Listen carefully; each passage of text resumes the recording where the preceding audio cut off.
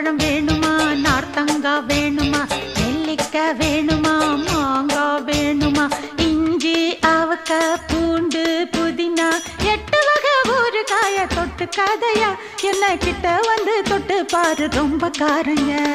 ஊத்திக்க மாமா ஒரு